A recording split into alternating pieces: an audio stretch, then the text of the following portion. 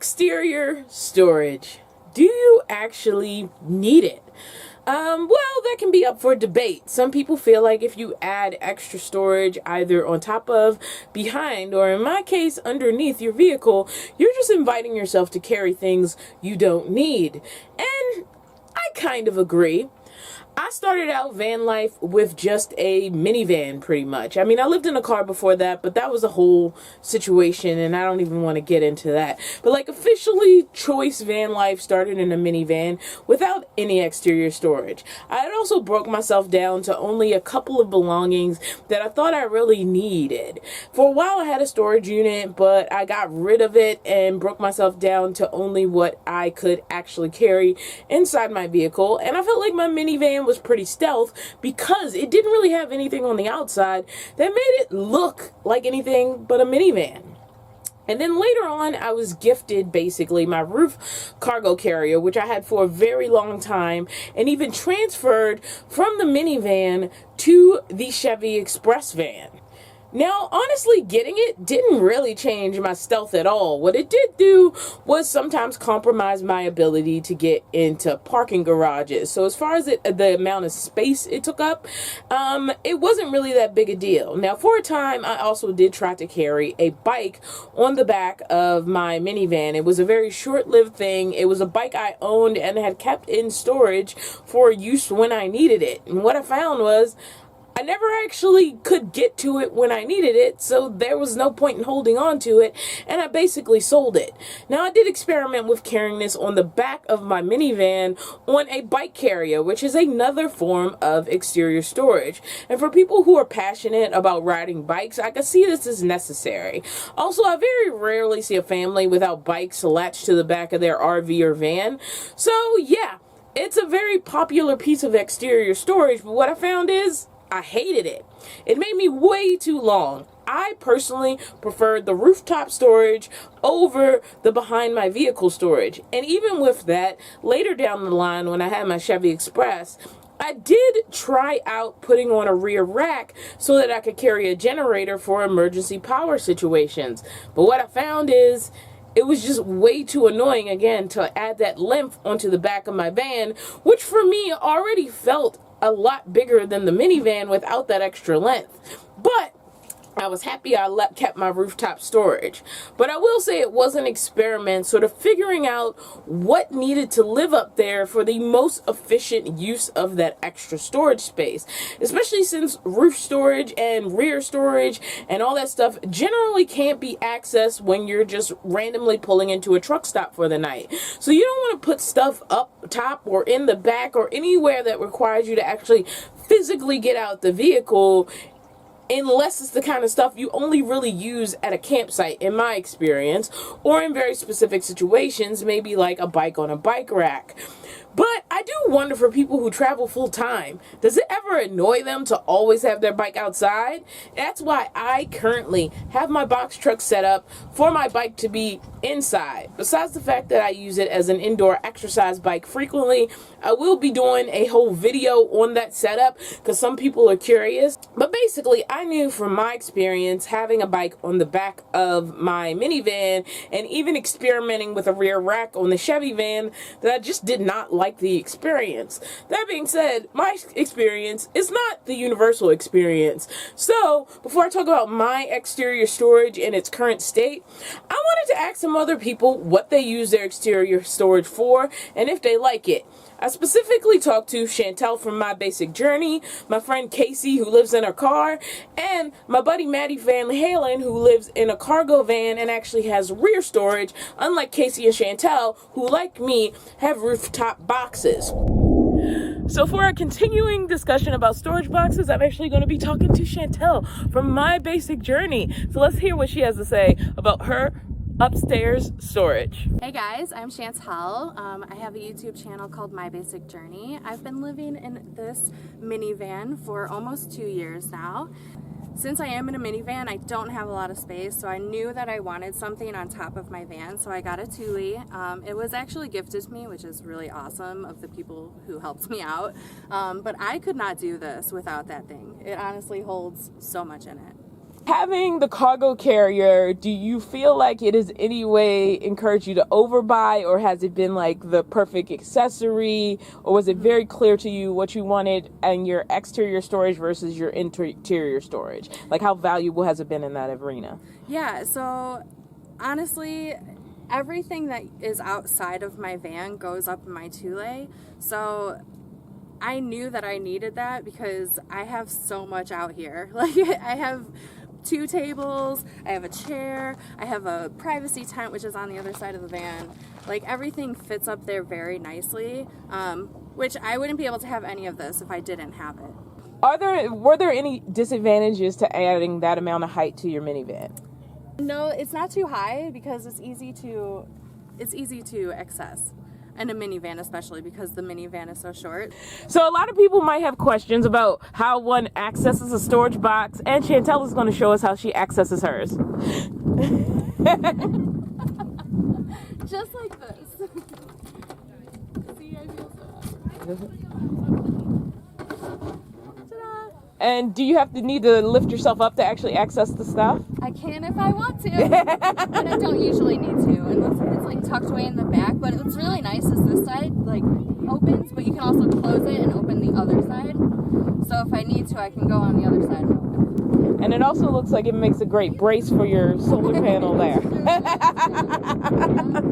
So for me, I also lived in a minivan at one point, and I had a cargo carrier, and I love that thing. It allowed me to not have certain things up underneath me all the time. But in my personal situation, I did face situations with sometimes with like garages and such, where it was a problem that I had those extra inches and I couldn't fit in those spaces. Yeah. But you do tend to camp more than me. Have you faced any sort of disadvantages to having that extra height on top of your minivan? No, but when I first went to my mom's house, she has a garage and the door does not go up all the way. And we thought that I would be able to fit, and I totally ran into it and it like busted it a little. But that was the only issue that I've ever had with it, height-wise. Luckily, since I am on a minivan, it's pretty good height. So we're going to be talking more about storage boxes with Casey, who lives in this car back here with her cute little dog Rico and has this cool storage box on the top of her unit. Let's chat about it. Hi, I'm Casey. I live in my Subaru Impreza with my dog full-time. So you live full-time in a car, and I noticed you also have a cargo carrier up there. What made you decide that you needed that extra storage?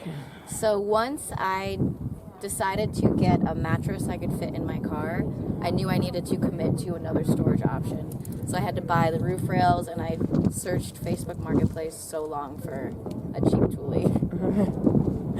Oh, so you got your storage box used? Yes. All right. And I see your storage box opens from the back. Do you like that it opens from the back? Do you wish it opened from the side? Like, how do you feel about that? I definitely prefer it open from the side.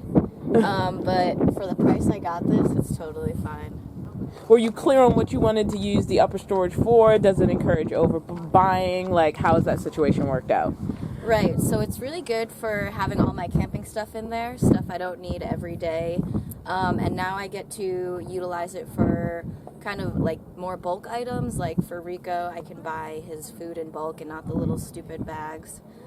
So that helps. But yeah, I definitely am trying to be really conscious of not buying too much stuff. Have there been any specific disadvantages to having the extra storage at all?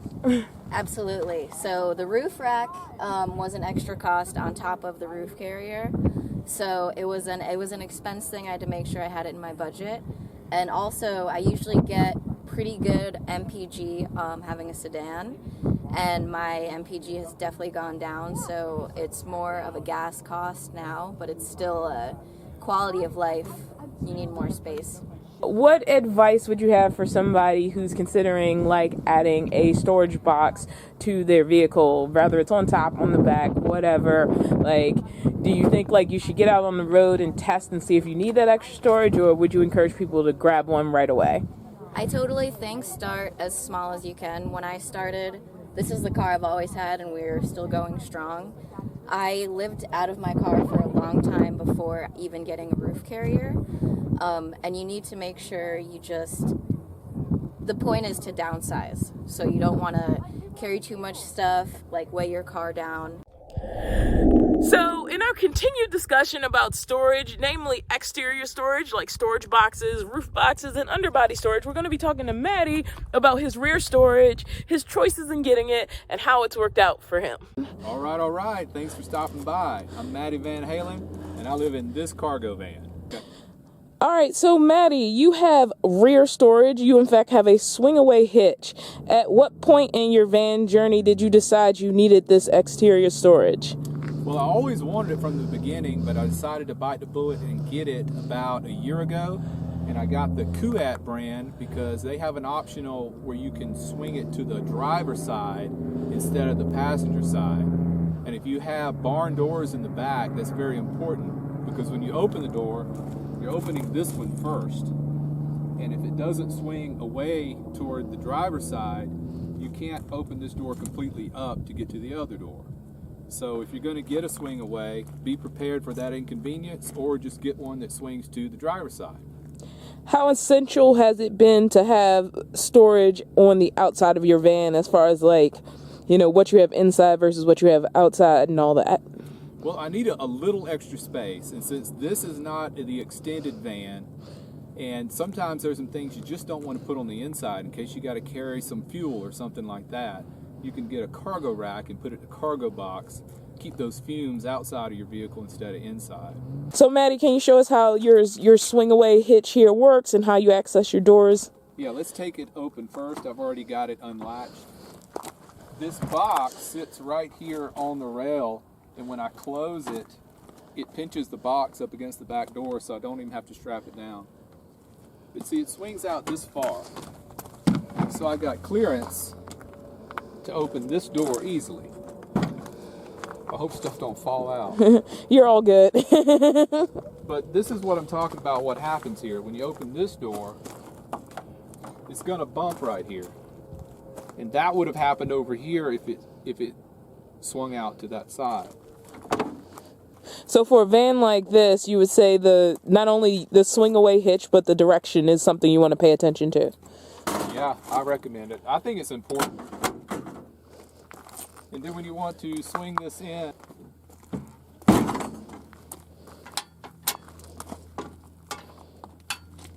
and I use these plastic things to keep my trash so I can pack it in, pack it out. And I just put it in here as I'm closing it. And it pinches it in, holds it. And then I lock it down. And you've had no problems with that driving down the road? It never moves any. It's the perfect width, and with that rug with a rubber back over it also, it makes a nice tight seal. And I guess I've logged thousands of miles that way. No problem. Have there been any hiccups to having exterior storage at all, or just the learning process of it? Well, I had this rack for less than a week, and somebody ran into the back of me. They bumped me in a drive-through restaurant, and they just bumped it. It didn't leave a mark, but that's when I started to put the orange flag on the back, just to remind people I'm a little longer than you're expecting. So what about my exterior storage? Well, right now my exterior storage is underbody toolboxes. Now I think of this closer to like a Class C RV, and a lot of Class C RVs and Class A's and other RVs do have exterior under storage. Now because of the way my box was designed, it was perfect for adding underbody toolboxes, which are very common on flatbed trucks. I did add these. I did not buy this truck with those boxes attached. But the more important thing is, what are they useful for? Well, much like my friends mentioned, it's useful for stuff that I only use at a campsite. Now I do have a garage area, and in my garage area I do have some things that are emergency items. For example, my recovery boards only fit back in that garage area, and that's the only place I can put them. But for the most part, there's household stuff back there and stuff for the porch. So I have a vacuum back there. I have a wagon I use when I'm walking my jugs over to get water. obviously my water and propane setup is out there and then routed into the sort of main house portion of the truck. I also store my umbrella back there broken down when the back door is closed and I am not fully set up at camp. But the only reason some of those 4 camp things are back there is because that's the only tall place I have to put those things. Mostly my underbody storage either takes care of things I use rarely, like my power tools or even just like my daily tools, or it's holding like specific emergency items such as my personal jump starter. So let's look a little bit at this. On the driver's side, I have 2 boxes that are both the same size. One of them has the majority of my tools. So this is hammers, nails, screws, all the stuff that I have either bought to have or like rollover stuff that I still have from previous projects. For a while, I had a lot going on in there. I tried a couple methods of keeping things organized, but I eventually bought a nice husky box to store the majority of my tools. And then around it, I've put my power tools, which are all battery powered, and also some items that came in separate little cases, mostly drill bits, hole saws, and things like that. I haven't gotten rid of anything since I finished the box truck build. Some of that stuff can be pared down, but what I do enjoy is while I have it, I don't have to carry it inside the home. It's outside the home, it's underneath, and it's in a lockable box protected from other people. And right beside that, towards the front of the passenger side, is where I store my specialty stuff, I like to call it, and that's anything having to do with my propane hookups that I did, my plumbing hookups that I did, and my electrics hookups, including all of my solar tools. So anything having to do with solar and electrical or plumbing or the gas lines are all down there. And some of the stuff is, again, stuff just left over from the project of building the box truck, and some of it is tools that I would own just in case I need to fix the things that I installed in the box truck. And so basically that whole side is just tools, and I very much understand where to go for what kind of tool that I'm looking for. Now on the passenger side of the box truck, I have 2 boxes, and one of them is totally dedicated to the generator. The generator lives in it with its gas can, and that's where it is. It's on the outside of my rig, and unlike the Chevy Express where I just decided I just wasn't going to carry a generator because it was going to be too much of a pain in the butt, I now get to carry one on the outside of my vehicle. It's not exposed and it's in a locked box, which makes me happy. Now in front of that is my everything else box, I like to call it. And yeah, it's basically the junk drawer of my stuff I don't need up underneath of me. And it's still kind of tool related. There's emergency items, like I said, like my personal jump starter is in there. I also have actual jumper cables in there. I have those little flasher triangles that you can put out like if you get stranded on the side of the road. I have what do you call them, ratchet straps in there, bungee cords, just the kind of stuff that I might need at some point to strap something down, or maybe even in here, but I don't need to store it in here because it's going to come up so rarely. Probably a situation where I'd have to go out and go under there and get it. It's pretty easy to navigate. So that's what I use my exterior storage for, and I don't think I would be happy living without it. Now with this box truck, I decided I didn't want to put a carrier on the roof, mostly because that would have involved installing some sort of bar system to even hold it. But even for that, I didn't want to get any taller. But because of the way this box was lifted over the wheels, it was perfect for putting storage underneath. But I think if you decide that you need exterior storage for your rig, you really need to think ahead about what is it for. Is it just to have more space? I think if you generically just want more space, that extra carrier is just going to end up collecting stuff with no real goal. And so it's really good to be focused on a goal when you're adding in these sort of exterior storage, because you're either going to get taller, you're going to get longer, and you're definitely going to get heavier. And so how you're carrying that storage outside is really going to matter a lot. Like, I realized my storage was very unbalanced for a while, and then I had to do some fiddling around to make it work, so it was still organized, but also wasn't so crazy. At one point, I had other stuff out there that didn't make sense, and I ended up switching a lot of it around. Like, I have these bags, you know, reusable bags that you use at the grocery store, and I was storing those outside, but I'm like, that doesn't make sense. And also where they were stored, the weight of what was stored where was really thrown off. And so I ended up bringing those inside and then taking a bunch of other stuff outside, because I actually had all of my electrics and plumbing stuff stored in here, and that did not make sense for as rarely as I pulled it out. And also it made way more sense to put that outside with the rest of my tools. And when I had my rooftop carrier, that's basically what I worked out over time. Like, for a short time I had an additional tent. I had a one of those easy up tents. I had a just regular old tent that I got from Walmart. All of these things got destroyed at some point. I no longer own them. Thank you, wind. Wind destroyed everything. That's why my umbrella is outside and down right now. But anyway, when I did have those things, I couldn't set them up unless I was camping anyway. And so the smartest place to put it, that was a terrible sentence. The smartest place to put it was in this exterior storage that I had. Now, Matty, as you saw, is very happy with rear storage. And then you have Casey and Chantel who have rooftop storage. And they've made it work for them for the stuff they need when they set up camp. And so being very specific about what you want that storage for, and if you do not know, I think you should start without it.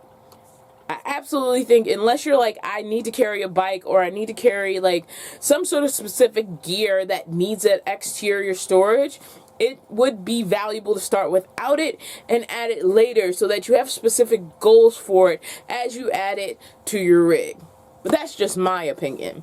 Do you guys have exterior storage? Are you in van life? Are you considering van life? Are you thinking about cargo carriers and rear racks and bike racks, or any kind of storage containers that would be on the outside of your rig? If so, I would love to hear about it. And any advice you have about exploring these options, drop them in the comments. Thanks, guys.